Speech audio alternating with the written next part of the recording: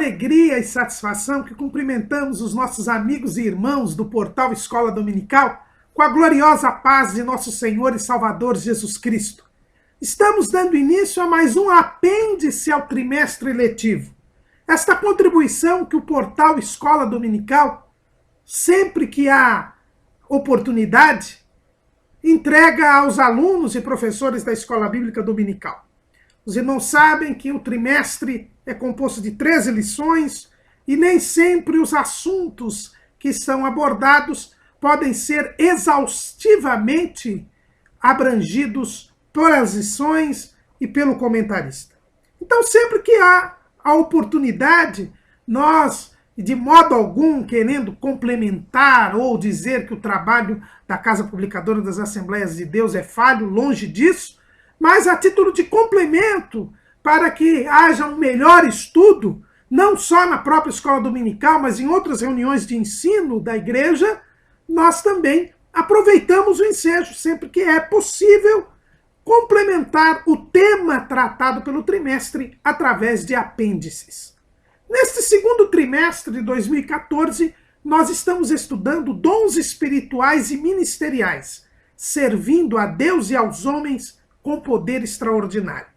E nós já fizemos um apêndice a respeito dos dons assistenciais. Como o próprio comentarista nos ensina na lição número 1 deste trimestre, os dons dados pelo Senhor à igreja são comumente divididos em 3 grupos: dons espirituais, dons ministeriais e dons assistenciais. O tema do nosso trimestre é dons espirituais e ministeriais. Por isso, no primeiro apêndice, nós tratamos dos dons assistenciais. E agora, neste segundo apêndice do trimestre, nós vamos falar sobre as formas de governo na igreja.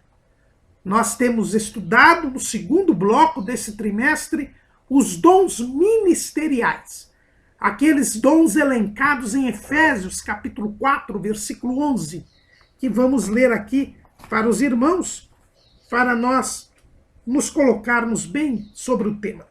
E ele mesmo deu uns para apóstolos, e outros para profetas, e outros para evangelistas, e outros para pastores e doutores. No estudo destes dons ministeriais, nós temos dito ao longo do trimestre que estes dons são ferramentas que o Senhor Jesus coloca na igreja para auxiliar o governo da igreja. O apóstolo Paulo, naquela famosa relação que nós temos denominado aqui de miscelânea, lá em 1 Coríntios 12 e 28, onde ele fala tanto de dons espirituais, quanto de dons ministeriais, quanto de dons assistenciais, o apóstolo Paulo diz: e a uns pôs Deus na igreja primeiramente apóstolos, em segundo lugar profetas, em terceiro, doutores, depois milagres, depois dons de curar, socorros, governos, variedades de línguas. Então nós percebemos que algumas das ferramentas colocadas na igreja eram referentes ao governo da igreja. E é por serem os dons ministeriais referentes ao governo da igreja que nós entendemos por bem acrescentar ao estudo dos dons ministeriais uma rápida análise, uma breve e sucinta análise a respeito da forma de governo na igreja. Além de nós estudarmos a respeito dos dons ministeriais, é preciso nós entendermos como o governo ele se apresenta na igreja. E mais ainda, corroborando o que nós iremos estudar na última lição desse trimestre, sobre a multiforme sabedoria de Deus, mostrar que a igreja é una, é única, é o corpo de Cristo.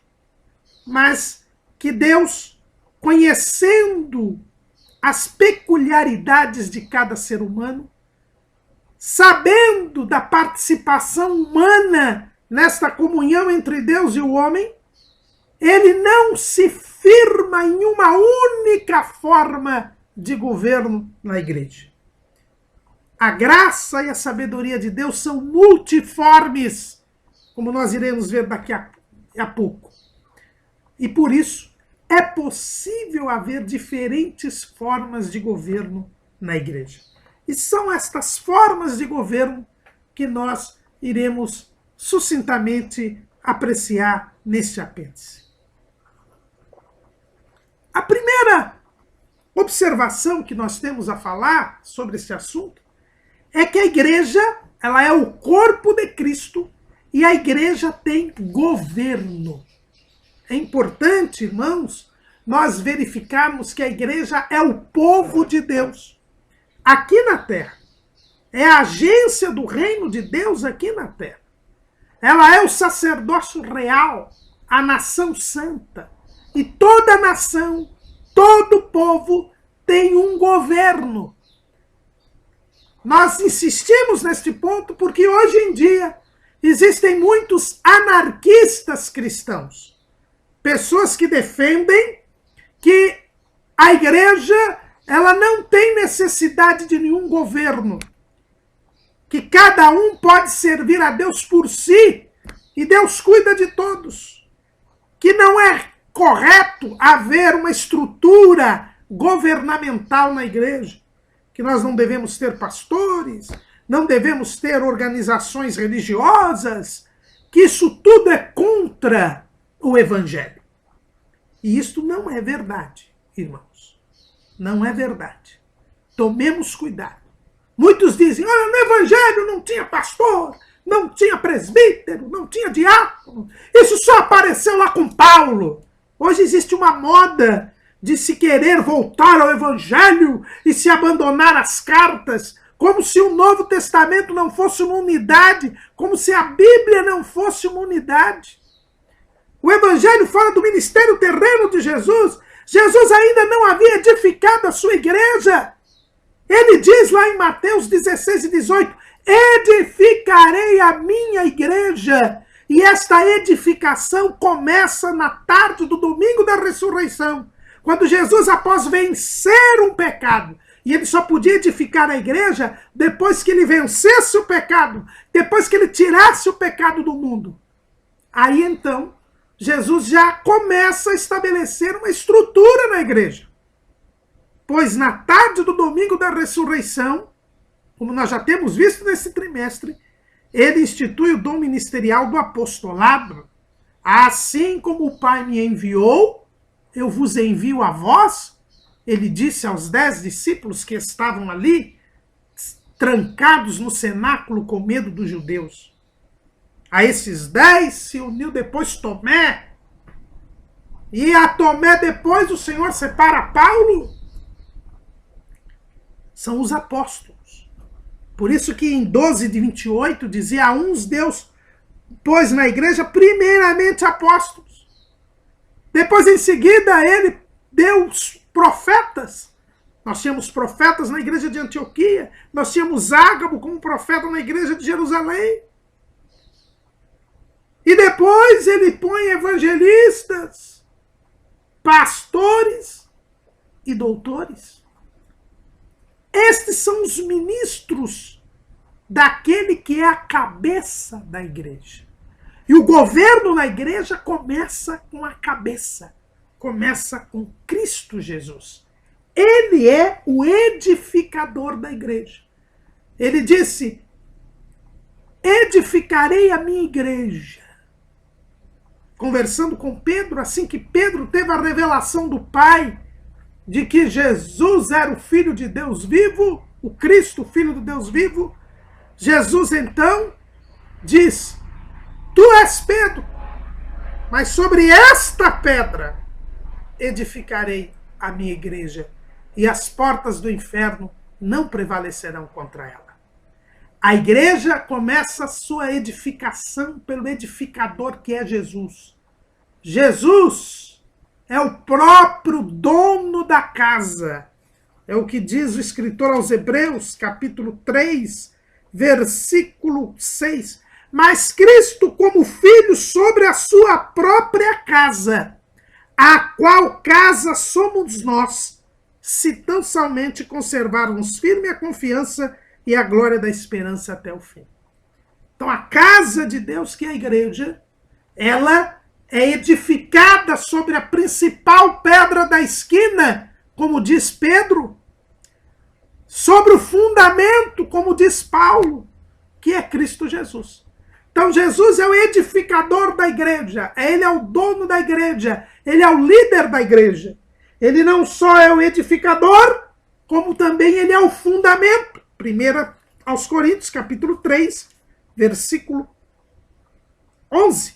Porque ninguém pode pôr outro fundamento, além do que já está posto, o qual é Jesus Cristo.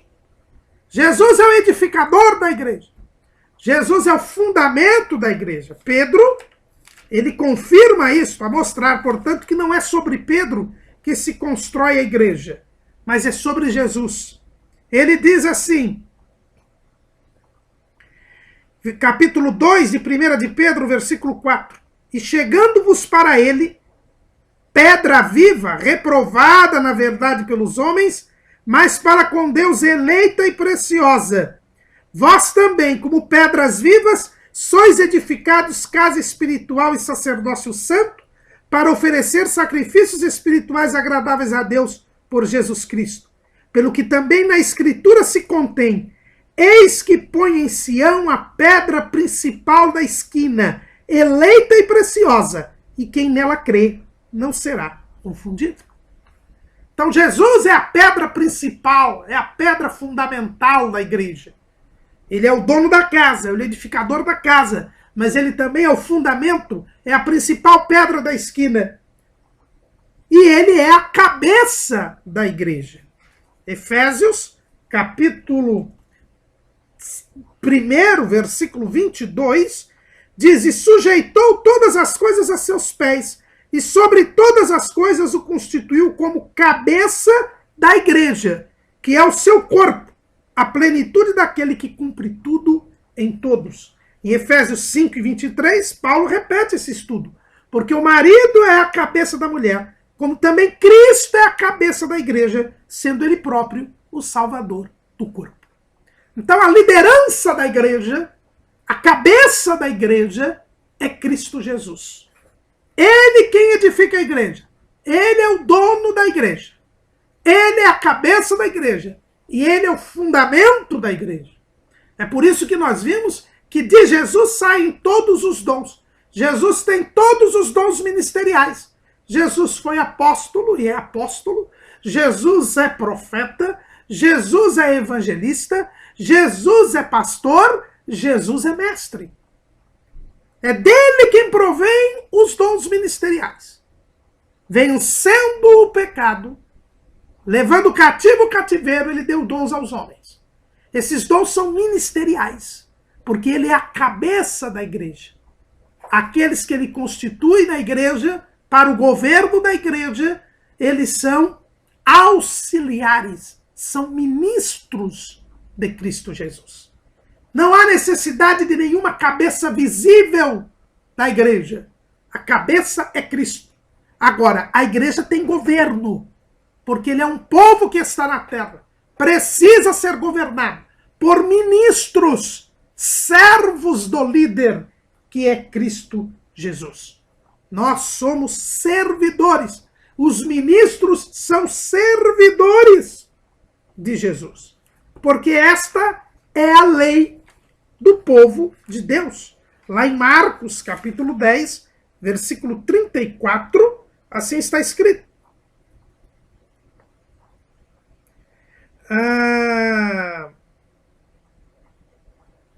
42, desculpe. Mas Jesus, chamando-os a si, disse-lhes, sabeis que os que julgam ser príncipes das gentes, delas se assenhoreiam, e os seus grandes usam de autoridade sobre elas. Mas entre vós não será assim. Antes, qualquer que entre vós quiser ser grande, será vosso serviçal. E qualquer que dentre vós quiser ser o primeiro, será servo de todos. Porque o Filho do Homem também não veio para ser servido, mas para servir e dar a sua vida em resgate de muitos. O governo na igreja é para servir. A igreja tem governo, mas este governo é para servir. E aquele que é o primeiro, aquele que é o grande, é o serviçal dos demais. É por isso que os apóstolos entenderam bem esta lição. Como diz Paulo lá em 1 Coríntios, capítulo 4, versículo 9. Porque tenho para mim que Deus a nós, apóstolos, nos pôs por últimos, como condenados à morte, pois somos feitos espetáculo ao mundo, aos anjos e aos homens. Os apóstolos, que são a autoridade maior, o dom ministerial mais importante, eles eram os últimos, porque a lógica do povo de Deus é a lógica do serviço. Então, a igreja tem governo, sim. Esta história de que eu não preciso estar numa igreja local, que eu não preciso obedecer a homens que são constituídos como pastores, é algo antibíblico. A Bíblia determina, o Senhor dá pastores à igreja, o Senhor dá líderes à igreja, dá àqueles que presidem. Nós vimos o dom assistencial da presidência no primeiro apêndice, está lá em Romanos capítulo 12. Há o dom da presidência. Deus coloca à frente do povo homens que não são donos do poder, mas são ministros de Jesus Cristo. Então, a existência de governo na igreja é uma constatação. O governo existe e é colocado por Cristo. Cristo coloca ministros. E ele não delega a ninguém a liderança da igreja. Eu não preciso de um vigário de Cristo. Alguém que substitua Jesus. Não, porque Jesus está vivo e cuida da sua igreja. E coloca ministros para servi-lo e servir aos homens. Todo governo tem um governante e uma administração. Nós vimos isso no trimestre passado, quando estudamos a respeito de Israel. Israel era o povo de Deus, o reino sacerdotal. Deus era o rei de Israel. Pelo menos até Saul, Deus reinou sobre Israel. Mas havia uma administração. O governante não faz tudo sozinho. Deus até poderia fazer tudo sozinho, ele é onipotente, mas ele quer a participação, faz parte da comunhão dele com o seu povo, a participação do governo. Então existe uma administração. A cabeça é Jesus, mas Jesus constitui administradores na igreja, seus mordomos, seus ministros. E aí nós temos o que o saudoso pastor Severino Pedro da Silva fala que são as 7 colunas da casa da sabedoria. Lá em Provérbios, no capítulo 9, Salomão diz assim: a sabedoria já edificou a sua casa, já lavrou as suas 7 colunas. A casa somos nós, diz o escritor aos Hebreus. A sabedoria, nós sabemos que é Cristo Jesus, o dono da casa. E ele, ao edificar a sua casa, ele lavrou 7 colunas, que são os 5 dons ministeriais: apóstolo, profeta, evangelista, pastor e mestre, e as 2 funções eclesiais: presbíteros, bispo ou ancião e diácono. Essas são as 7 colunas da sabedoria, da casa da sabedoria. As 7 colunas da igreja. O governo da igreja é exercido por esses 5 dons ministeriais e pelas 2 funções eclesiásticas. E sempre, ao longo da história da igreja, a igreja, como povo de Deus, ela possui um governo. E este governo é único, porque é liderado por Jesus Cristo e auxiliado pelos ministros e pelas funções eclesiásticas. É assim que se estrutura a igreja. Mas, ao mesmo tempo, este governo da igreja, ele é multiforme. E aí que vem a preciosidade do que nós temos visto. Deus, irmãos, ele sabe que os homens são diferentes entre si. O pastor norte-americano Rick Warren, ele diz naquele seu livro, Uma Igreja com Propósitos, que Deus, quando cria um homem, ele joga a forma fora. Não existem dois seres humanos iguais. Cada ser humano é diferente do outro. E Deus conhece a peculiaridade de cada um. Ele nos conhece profundamente. Antes mesmo que nós pudéssemos ser criados, Deus já nos conhece. Né? O salmista, no Salmo 139, ele diz: Senhor, tu me sondaste e me conheces. Tu conheces o meu assentar e o meu levantar. De longe entendes o meu pensamento. No final desse salmo ele diz: sonda-me, ó Deus, e conhece o meu coração. Prova-me e conhece os meus pensamentos. E vê se há em mim algum caminho mau e guia-me pelo caminho eterno. O salmista também, no Salmo 103, que é de Davi, esse salmo, ele diz: pois ele conhece a nossa estrutura, lembra-se de que somos pó.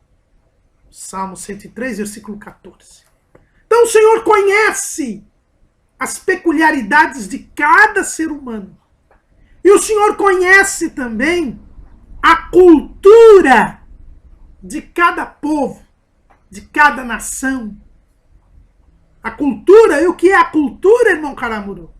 É aquele modo de vida que o homem, pela sua inteligência e se adaptando ao meio ambiente e se adaptando às condições históricas e geográficas e sociais do seu tempo, ele cria um modo, uma maneira de viver.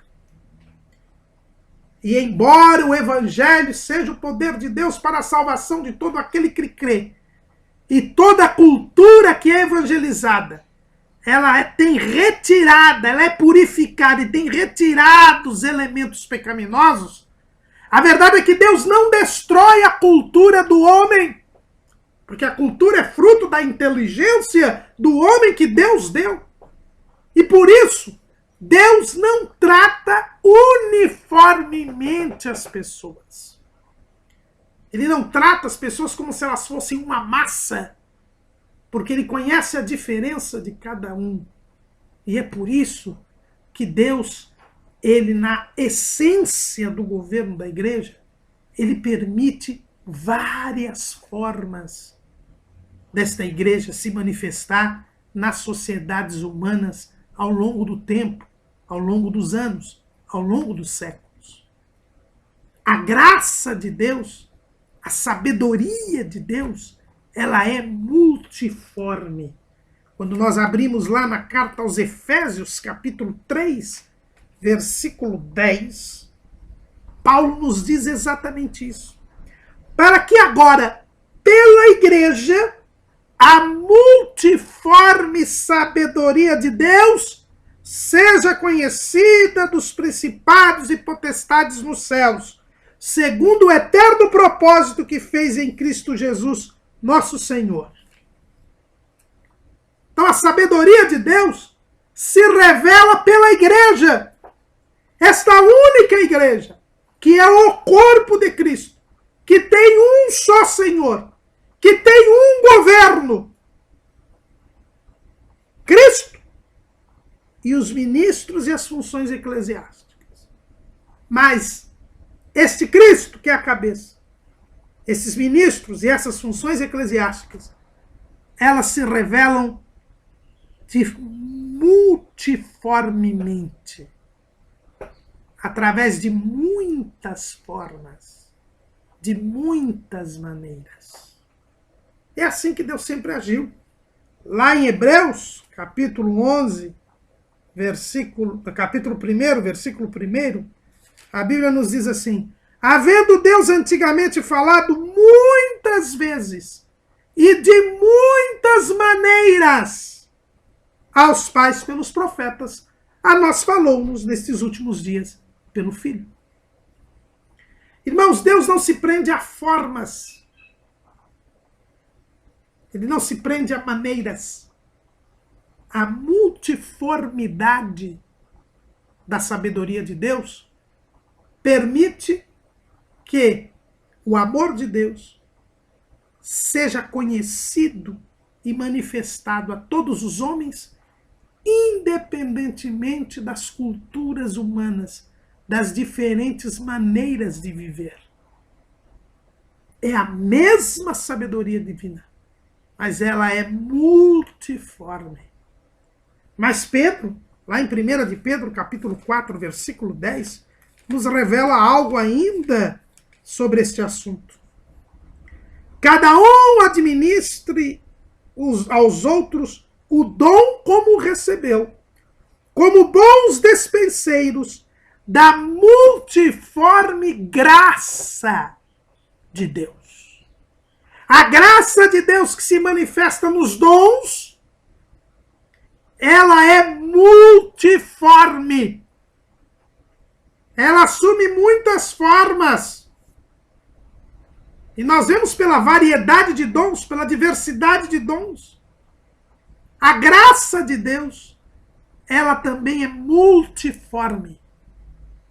Isto nos mostra claramente, irmãos, que não existe uma única forma de manifestação de Deus. Não existe uma única forma de governo na igreja. Ao longo da história da igreja, nós temos 3 formas de governo. E algumas pessoas discutem a respeito disso. Mas a igreja não é una. É. A igreja não tem um único fundamento? Tem, que é Cristo Jesus. Aliás, a graça de Deus se há manifestado em Cristo. Diz o apóstolo Paulo, escrevendo ali a Tito, capítulo 2, versículo 11, porque a graça de Deus se há manifestado trazendo salvação a todos os homens. A graça veio por Jesus, diz o apóstolo João. Está lá em João, capítulo 1, versículo, no Evangelho. Porque a lei foi dada por Moisés, a graça e a verdade vieram por Jesus Cristo. João 1:17. Agora, esta graça de Deus é multiforme. Ela se manifesta em Cristo, mas de várias formas. A forma, Deus, conhecendo a estrutura do homem, ela varia. Porque a forma não pode atrapalhar a essência. E a essência do povo de Deus, do governo de Cristo, sobre a igreja, se adapta às diferentes formas e maneiras de viver dos homens. A essência é a mesma. Se eu tenho este copo, eu tenho água aqui dentro. Eu tenho um copo de água. Se eu colocar esta água numa jarra, a água continuará a ser água. Mas a forma mudará. Não será mais um copo, será uma jarra. Se eu colocar num prato, esta água não mudará, mas estará em forma de prato. A forma de governo, ela é diferente na igreja. Existe mais de uma forma, porque é uma adaptação à cultura humana. Adaptação que não muda a essência, que é a de uma casa, que tem o seu dono, que é Cristo, e que tem 7 colunas, os ministros e as funções eclesiásticas. E é interessante, irmãos, nós vemos que o filósofo grego Aristóteles, um dos grandes filósofos da humanidade, quando ele estudou sobre as formas de governo das sociedades em geral, ele chegou à conclusão que havia 3 formas de governo em todas as sociedades do seu tempo. Todos os governos se resumiam a 3 formas de governo. A monarquia, em que o governante era um. A aristocracia, em que o governante era de um grupo. E a politeia, onde o governante era o próprio povo. que depois chamou-se a Politeia de democracia. Então, Aristóteles, estudando a humanidade, ele percebeu que os homens se organizavam politicamente de três maneiras. E é exatamente o que nós observamos aqui na igreja, a mostrar mesmo que a multiformidade é para adaptar o governo de Cristo na igreja às peculiaridades de cada sociedade, de cada cultura. Aristóteles já tinha identificado três formas dos homens se organizarem politicamente: a monarquia, a aristocracia e a politeia. E na igreja, nós também temos três formas de governo. Ao longo da história da igreja, surgiram três formas de governo. A forma episcopal, que corresponde à monarquia.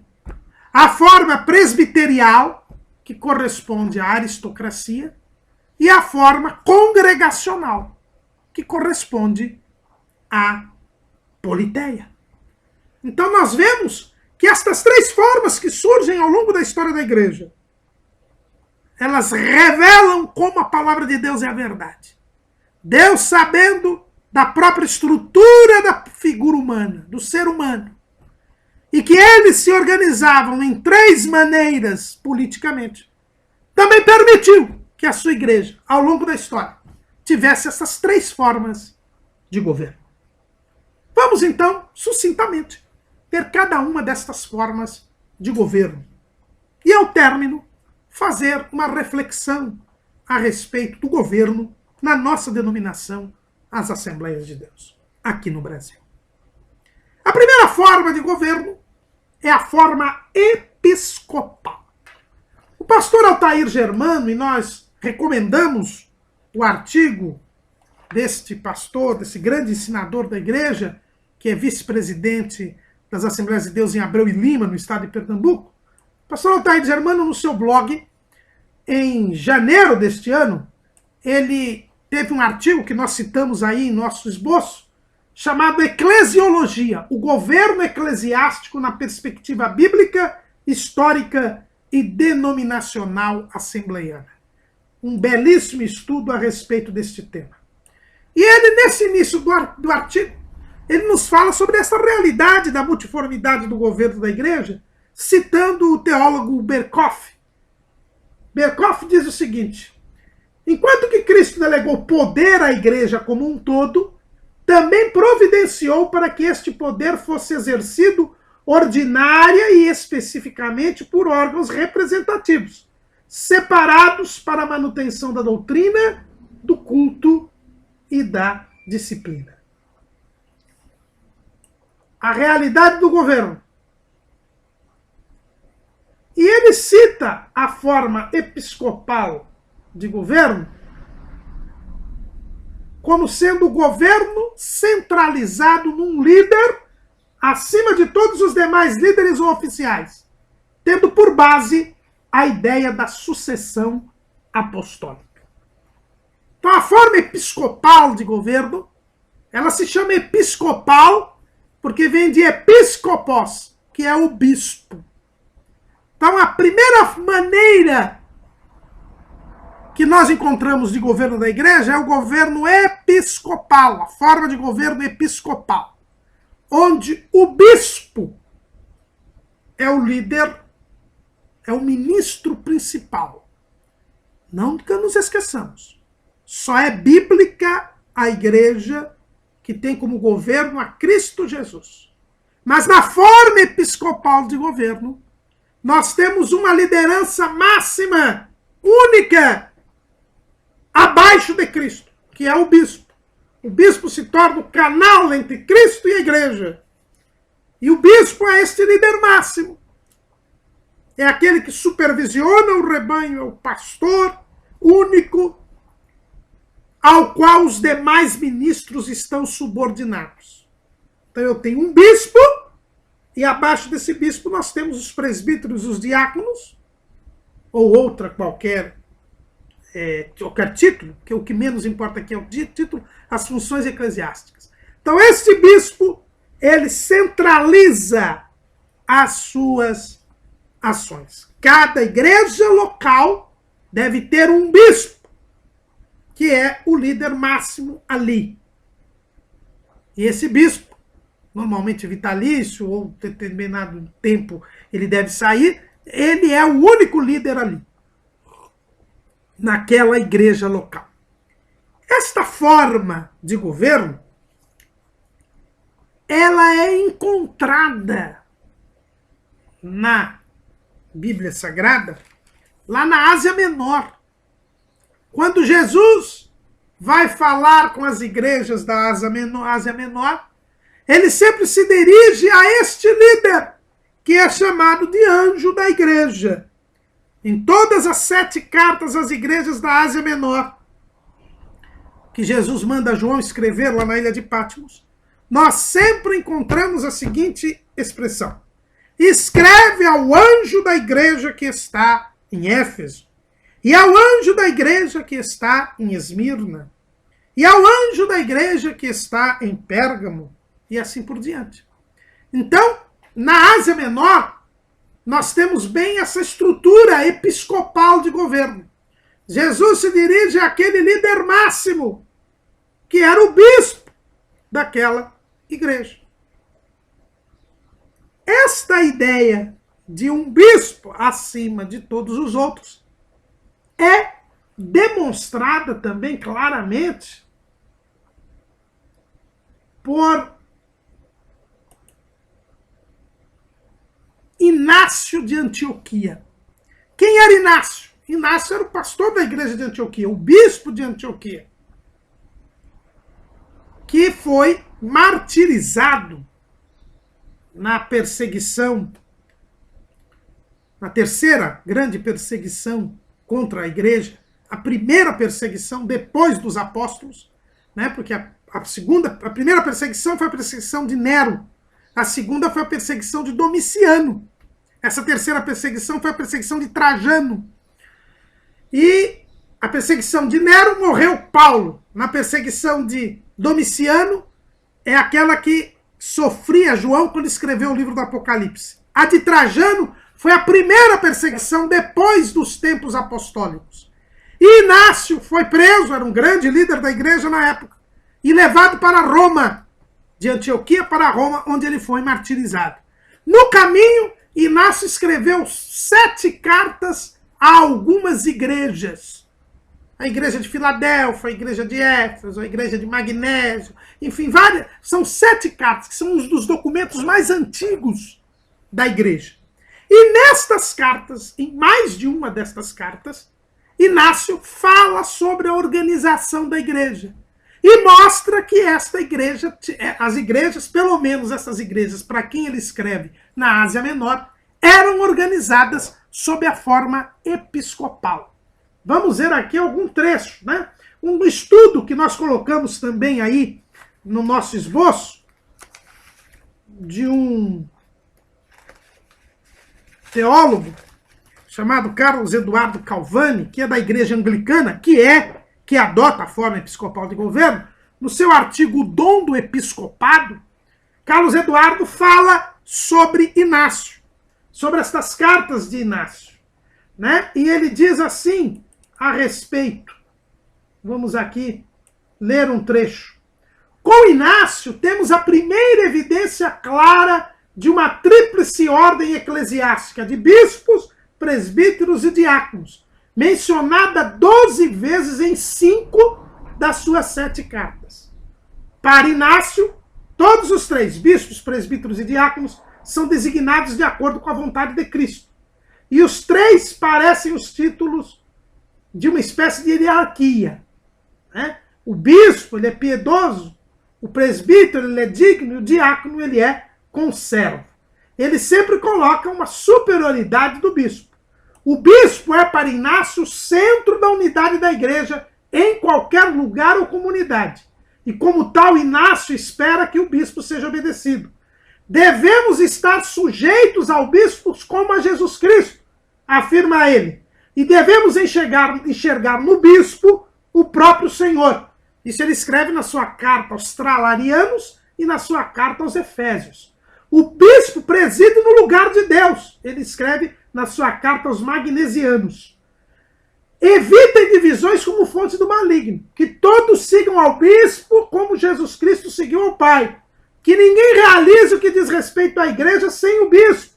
Que a Eucaristia seja considerada válida, aquela que é realizada sob orientação do bispo ou por quem designado pelo bispo, onde o bispo está presente. Aí deixa o povo estar assim como onde Jesus está presente, está a igreja. Isso ele escreveu para a carta que ele escreveu para a igreja de Esmirna. Então os irmãos vejam que isto que nós vemos no livro de Apocalipse prosseguia nas igrejas da Ásia Menor. É a forma episcopal de governo.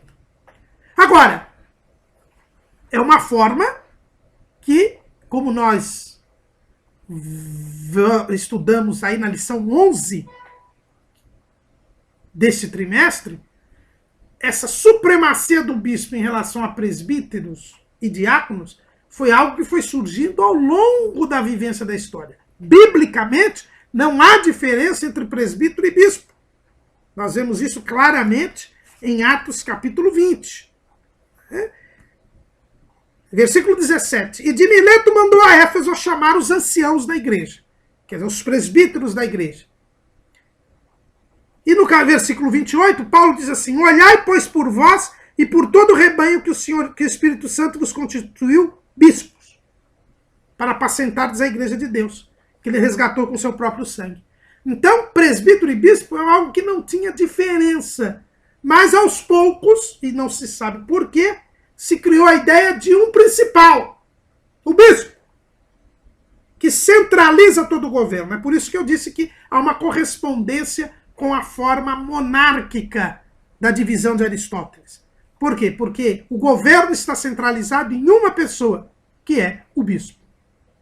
Esse sistema, adotado na Ásia Menor, pelo menos, já no final dos tempos apostólicos, fez com que surgisse a ideia de que os bispos são os sucessores dos apóstolos. A famosa ideia da sucessão apostólica, que foi usada pela Igreja Romana para justificar o papado. Segundo a Igreja Romana, a única forma possível de organização da Igreja, de governo da Igreja, é a forma episcopal. Por quê? Porque os apóstolos foram sucedidos pelos bispos. E entre os apóstolos havia um que era o primeiro, que era Pedro. E, portanto, o sucessor de Pedro, que é o Papa, dirige a igreja auxiliado pelos bispos. E na Igreja Romana, o Papa é quem nomeia os bispos. E os bispos são submetidos a ele. E toda a igreja local tem um bispo, que só deve satisfação ao Papa. Esse é o sistema episcopal romano. É a ideia da sucessão apostólica. O professor Judson Canto, que nós postamos sempre seus comentários das lições nos links nas redes sociais, ele que já é um editor independente, revisor e tradutor, que teve passagem pela CPAD e na Editora Vida, o professor Judson Canto também colocou um artigo que nós colocamos aí no nosso esboço, para dizer que a sucessão apostólica não surgiu para confirmar o papado. É um artigo do seu blog do dia 3 de abril deste ano. Na verdade, o que é a sucessão apostólica? E o professor Judson Canto explica muito bem isso. Por causa das heresias que começaram a surgir na igreja, os bispos começaram a mostrar que eles tinham sido colocados legitimamente nas igrejas. Que eles eram sucessores de bispos que, por sua vez, tinham sido colocados pelos apóstolos para cuidar das igrejas. Essa sucessão apostólica, estas listas que surgiram para provar que aquele bispo era uma autoridade legítima e que não tinha vinculação com os hereges, não era para mostrar que todos vinham de Pedro. Nada disso. É para mostrar a legitimidade. Então essa ideia de sucessão apostólica foi surgida para mostrar que os bispos daquele tempo, eles eram legitimamente sucessores daqueles que haviam sido colocados nas igrejas que foram abertas pelos apóstolos. Não é para provar qualquer papado. Então, a forma episcopal de governo não tem nada a ver com o papado. É uma forma possível, sim, é possível. Nós encontramos nas 7 igrejas da Ásia Menor, Inácio nos dá a notícia disso. É uma forma possível de se ter a igreja. E hoje, não é só a igreja romana, as igrejas ortodoxas que seguem a forma episcopal. A igreja anglicana também segue a forma episcopal. A igreja metodista, fundada por John Wesley, adota a forma episcopal. A Igreja Universal do Reino de Deus também adota a forma episcopal. Então é uma forma possível em que o governo é centralizado em uma pessoa, o bispo. Mas como nós dissemos, esta forma episcopal, embora verificada logo no início da igreja, demonstrada ali no livro de Atos dos Apóstolos, não é a única forma. Até porque, em Atos dos Apóstolos, nós não vemos distinção entre bispos, presbíteros e anciãos. A verdade é que esta forma de governo, embora predominante durante o começo da igreja, depois adotada pela igreja oficial, quando houve a ligação da igreja com o Império Romano, depois mantida no final da Idade Antiga, na Idade Média, ela passou a ser questionada a partir dos movimentos, muitos deles considerados heréticos pela igreja oficial, ao longo da história. E é na Reforma Protestante que nós vamos ter a eclosão da contestação desta forma episcopal. Principalmente porque a forma episcopal estava ligada historicamente à Igreja Romana, embora nós tenhamos mostrado aqui que não há nada que diga que a forma episcopal não possa ser usada. Ela foi distorcido o seu uso com a ideia da sucessão apostólica para justificar o papado, mas o próprio professor Judson Canto mostra que a forma episcopal não tem nada a ver com a sucessão apostólica. O papado não tem nada a ver com a sucessão apostólica. Mas, com os movimentos precursores da Reforma e depois com a Reforma, estas formas foram contestadas e foram adotadas outras formas, até para provar o que a Bíblia diz da multiformidade da graça e da sabedoria de Deus. Uma das formas adotada por João Calvino e pelos presbiterianos, eles são chamados de presbiterianos por causa disso, é a forma presbiterial de governo. Constatando-se que no livro de Atos dos Apóstolos não havia divisão, não havia diferença entre bispos, presbíteros e anciãos, se entendeu que a melhor forma bíblica, a forma original, seria a adoção do sistema presbiterial. Esse sistema presbiterial tem sua base em Atos 14 e 23. Que nos diz assim: e havendo-lhes por comum consentimento eleito anciãos em cada igreja, orando com jejuns, os encomendaram ao Senhor em quem haviam crido. E lá em Tito 1 e 5, Paulo diz o seguinte para o seu cooperador: por esta causa te deixei em Creta, para que pusesses em boa ordem as coisas que ainda restam, e de cidade em cidade estabelecesses presbíteros, como já te mandei. Então aqui nós vemos que, como não havia diferença entre bispo, presbítero e ancião, como foi que Paulo e Barnabé organizaram as igrejas que eles haviam fundado na sua primeira viagem missionária?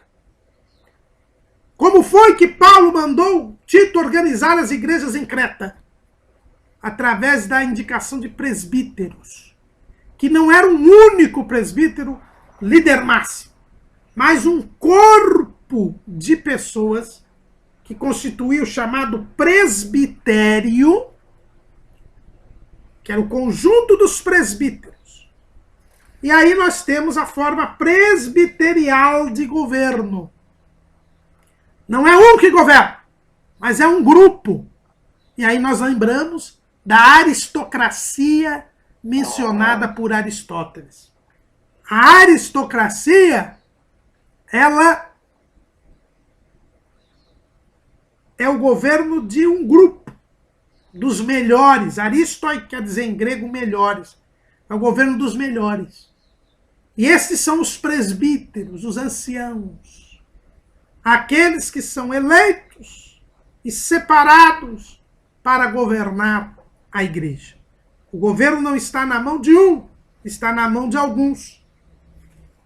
Os calvinistas, os presbiterianos, ainda demonstram que este era o governo na igreja apostólica, no tempo dos apóstolos, citando 1 Timóteo, capítulo 5, versículo 19, em que Paulo diz assim,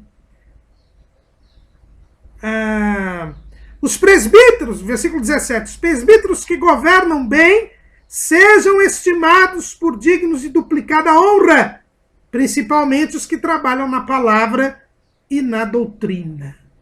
Então, o governo era feito, dizem estes, pelo presbitério. Eram os presbíteros que governavam em grupo. E lá no capítulo 4 dessa mesma primeira carta a Timóteo, versículo 14, diz assim, não desprezes o dom que há em ti, o qual te foi dado por profecia, com a imposição das mãos do presbitério. Então, a base bíblica para esta forma presbiterial se encontrariam nestas cartas de Paulo e no livro de Atos dos Apóstolos.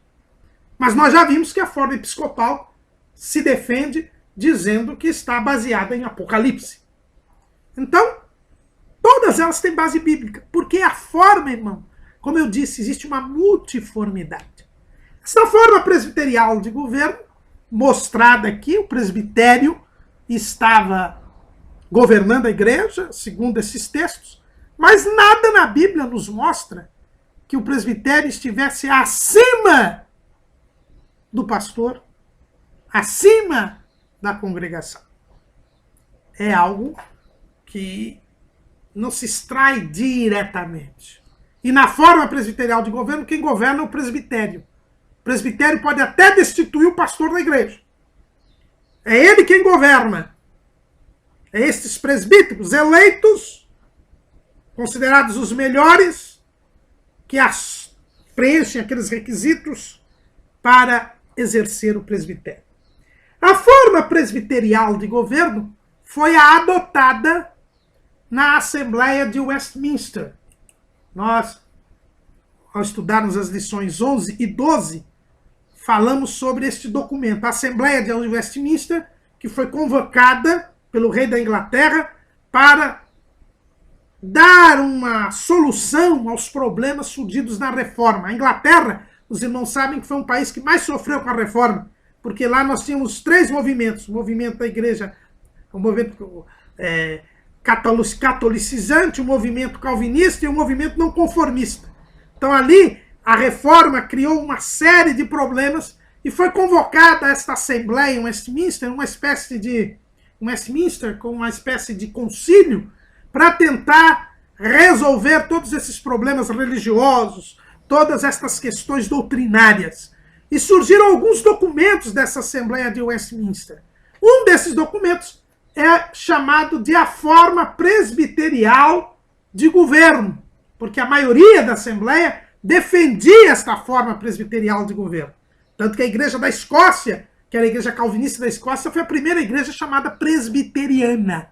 E nós já sabemos que essa forma presbiterial de governo é adotada hoje pela denominação presbiteriana. O nome dela é por causa da adoção dessa forma de governo.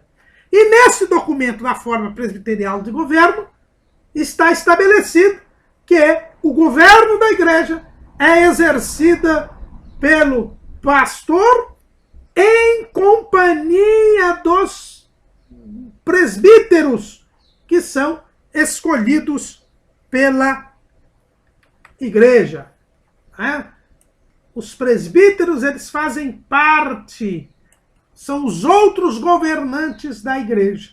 E se justifica o documento, a forma presbiterial de governo, ela se justifica dizendo o seguinte: como havia entre os judeus, anciãos do povo, que se uniam aos sacerdotes e aos levitas no governo, Cristo, que também instituiu um governo e governantes na igreja, forneceu alguns na igreja, além dos ministros das palavras, com os dons de governo e comissionados para executar o mesmo que os anciãos faziam no tempo de Israel, que era se unir ao ministro no governo da igreja. Estes oficiais das igrejas reformadas são comumente chamados de presbíteros. Então, os presbíteros exercem a mesma função que os anciãos exerciam em Israel. Em Israel você tinha os anciãos, que juntamente com os sacerdotes e os levitas administravam o povo de Deus. E este mesmo modelo, diz os defensores da forma presbiterial de governo, foi estabelecido na igreja. Jesus, o rei, auxiliado pelos pastores e presbíteros. Mas o presbitério é a fonte do poder, assim como era o sinédrio em Israel. Então esta é a forma presbiterial de governo, adotada pela igreja presbiteriana e outras denominações que seguem este modelo. Mas ainda na Inglaterra, nesta época, já um pouco antes, na forma, nos movimentos precursores da reforma, principalmente com John Wycliffe e os chamados Lollardos, seguidos pelos anabatistas, que são chamados da reforma radical, surgiu a forma congregacional de governo. A forma congregacional de governo corresponde à chamada politeia de Aristóteles. Na politeia, ou democracia, é o povo, é a própria cidade quem governa. Na forma congregacional, é a própria assembleia, a própria igreja quem governa. É ela quem escolhe os ministros e os oficiais. E os ministros e os oficiais devem obediência a ela. Pastor Altair Germano, quando ele fala da forma presbiteriana de governo, ele diz assim: o governo é centralizado num conselho representativo ou presbitério, eleito pela igreja local. Então, na forma presbiterial, é o presbitério que tem o núcleo do poder, que toma as decisões. O presbitério é eleito pela congregação, mas substitui a congregação na tomada de decisões. É ali que está centralizado o governo. Na forma congregacional, diz o pastor Altair Germano, o governo é centralizado na membresia, nos membros da igreja. Os oficiais são meros empregados para a função de ensino e para atenderem às necessidades administrativas estabelecidas pelos membros. Então, na forma congregacional, nós temos a congregação, a membresia que tem o poder. Os ministros, os oficiais, são submetidos, eleitos pela membresia, e devem satisfações à membresia. Então, na forma presbiterial, eu tenho o presbitério. Na forma congregacional, é a própria membresia, a própria congregação. Como eu disse, essa ideia surgiu entre os chamados Lollardos, que são seguidores de John Wycliffe.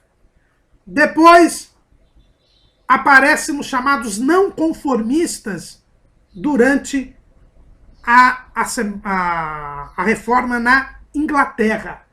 E esses não conformistas fizeram um documento que é a chamada Declaração de Savoy, que é de 1658. Essa declaração de Savoy de 1658 é um documento que defende a forma congregacional de governo. E diz assim esse documento, que é a instituição das igrejas e a ordem apontada nelas por Jesus Cristo, pela declaração de Savoy. Por determinação do Pai, todo o poder para a vocação, instituição, ordem ou governo da igreja está investido de maneira suprema e soberana no Senhor Jesus Cristo, como seu rei e cabeça. Na execução desse poder que lhe foi assim confiado, o Senhor Jesus chama do mundo para a comunhão consigo aqueles que lhe são dados por seu Pai, para que possam andar diante dele em todos os caminhos da obediência, as quais ele lhes prescreveu em sua palavra. Aos assim chamados, através do ministério da palavra por seu Espírito, ele ordena que andem juntos em sociedades ou igrejas locais, para sua mútua edificação e o devido desempenho do culto público que lhes é exigido neste mundo. A cada uma dessas igrejas assim reunidas, de acordo com a sua vontade declarada em sua palavra, ele deu todo aquele poder e autoridade que são de qualquer maneira necessários para levar adiante a ordem no culto e na disciplina, que instituiu para que se observem com mandamentos e normas para o devido e correto emprego e exercício desse poder. Essas igrejas locais, assim estabelecidas pela autoridade de Cristo e dotadas de poder por ele para os fins anteriormente expressos, são cada uma delas, no que concerne a esses fins, a sede desse poder que lhe agrada comunicar a seus santos ou súditos neste mundo, de modo que eles o recebem diretamente dele. Além dessas igrejas locais, não foi instituída por Cristo nenhuma igreja mais extensa ou católica, dotada de poder para a administração de suas ordenanças, batismo e ceia do Senhor, ou a execução de qualquer autoridade em seu nome. Então, os irmãos percebem que por essa declaração, cada igreja local está diretamente ligada a Cristo e não tem ninguém sobre elas, nem um bispo, nem um presbitério. É a própria membresia.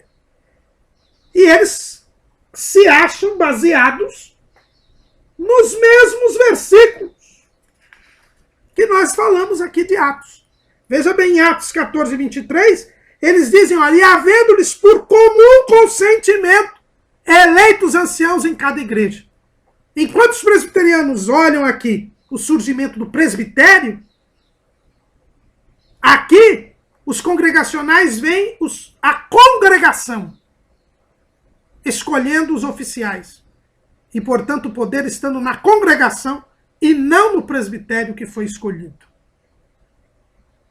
Então, os irmãos vejam que no mesmo texto nós temos duas interpretações diferentes. A forma presbiterial e a forma congregacional. A forma congregacional é utilizada nas igrejas batistas, nas igrejas congregacionais.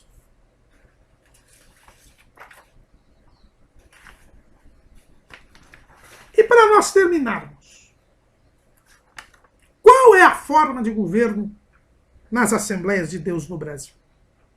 E, irmãos, aqui nós temos uma questão muito séria que nós devemos refletir.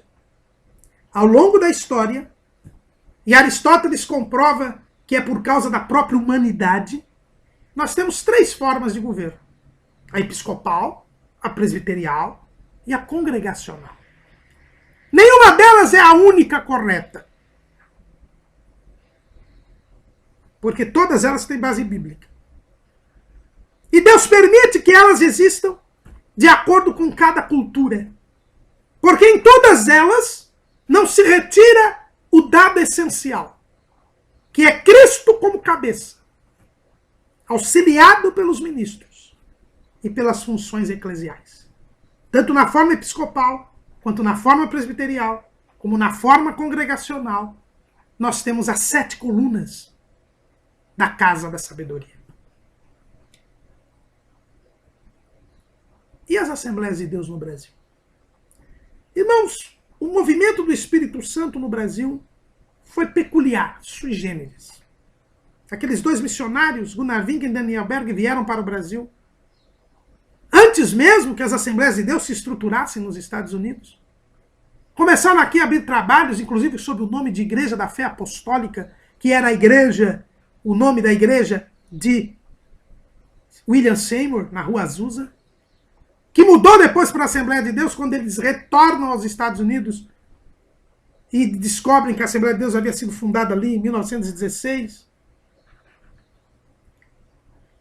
Eles voltam e, para se manter fiéis ao nome do movimento, colocam o nome de Assembleia de Deus no Brasil. Como missionários, eles iam abrindo igrejas. Como Paulo e Barnabé, eles iam colocando líderes locais nestas igrejas, conforme o comum consentimento. Essas igrejas começaram a evangelizar e a crescer. E logo surgiu uma tensão. Gunnar Wingen diz isso nos seus diários, publicados pelo seu filho Ivar Wingen. E aí eles se reuniram e criaram a Convenção Geral das Assembleias de Deus, quando entregam a liderança da igreja a obreiros nacionais. Mas a verdade é que, por esta fórmula como foi criada as Assembleias de Deus no Brasil, nós não temos uma definição de forma de governo. Se nós olharmos a nossa igreja hoje, nós vamos ver que estas igrejas fundadas pelos missionários começaram a evangelizar, a abrir novos campos de trabalho, novas igrejas. Mas em muitos lugares, estas novas igrejas não tiveram constituídos novos líderes, ficaram ligadas às suas igrejas mães. E aí tivemos o surgimento dos chamados ministérios. O que são os ministérios? Os ministérios dentro da Igreja Assembleia de Deus são conjunto de igrejas ligadas a uma igreja que as fundou. Normalmente uma igreja das mais antigas, fundadas pelos próprios missionários, ou às vezes alguma igreja mais recente, mas que funda novos trabalhos e mantém a centralização nessas igrejas originárias, nessas igrejas mães. Isso são os ministérios. E dentro dessa estrutura de ministérios, nós identificamos o quê? A forma episcopal de governo. Porque cada ministério tem o seu presidente, que é o líder máximo, que destitui os outros pastores das outras igrejas. Igrejas que são consideradas regiões, setores, distritos, enfim. Mas todas vinculadas naquela igreja mãe, naquela igreja principal. Então, estes ministérios seriam uma forma episcopal de governo. Até aí tudo bem, seria uma forma episcopal de governo. É uma das formas possíveis. Ocorre que a nossa igreja não adota a forma episcopal de forma pura. Pelo contrário, já pela organização na Convenção Geral, já na distinção que houve, que o pastor Altair Germano bem explica, a distinção que há entre presbíteros que cuidam do tempo, que cuidam da palavra e da doutrina, e aqueles que não cuidam da palavra e da doutrina, em 1937, houve uma divisão, e aí se definiu que pastores e evangelistas seriam reconhecidos nacionalmente, e os presbíteros e diáconos localmente. Aí nós temos uma criação de uma instância, que é a Convenção Geral, dando a ideia de um sínodo, de um concílio, algo que é próprio ou da forma presbiterial ou da forma congregacional. Nós passamos então a ter uma confusão entre forma congregacional, forma presbiterial e forma episcopal. Até porque os pastores são eleitos pela comunidade. Podem até ser vitalícios, mas no primeiro momento eles são eleitos por uma assembleia. E aí nós temos a forma congregacional. E em muitos ministérios nós temos a eleição somente pelos obreiros. E aí nós temos a forma presbiterial. Ou seja, nós temos uma confusão, irmãos. A Igreja Assembleia de Deus ela não se definiu entre a forma episcopal, entre a forma congregacional e a forma presbiterial.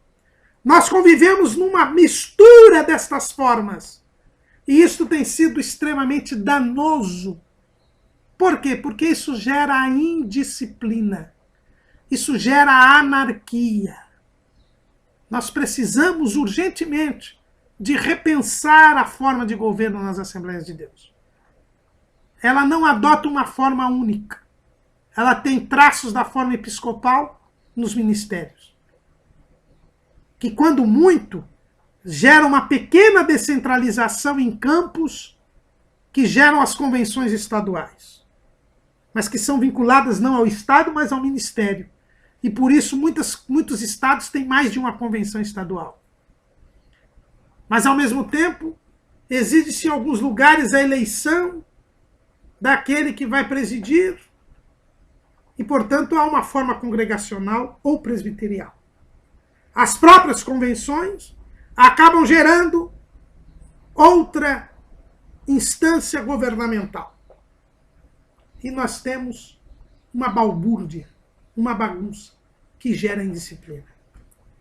E é por isso que nossa denominação hoje é a que menos tem disciplina em nosso país. Uma pessoa sai do ministério, é excluído de um, abre o seu, consegue entrar numa convenção e é como nada tivesse acontecido. Porque não há uma forma de governo. A graça de Deus é multiforme. A sabedoria de Deus é multiforme. Mas ao longo da história, houve 3 formas de governo. E nossa denominação precisa escolher qual a forma que quer se guiar. O que não pode é não ter uma definição, porque isso acaba prejudicando o próprio governo da igreja. E a igreja, como nós vimos, tem de ter um governo episcopal, presbiterial, congregacional. As 3 formas de governo que coexistem na Igreja de Cristo. Porque em todas elas se mantém a essência do Cristo cabeça e das suas 7 colunas. Qual maneira como essas 7 colunas se relacionam com a cabeça fica na dispensação do Senhor, que conhece a peculiaridade de cada um. Amém.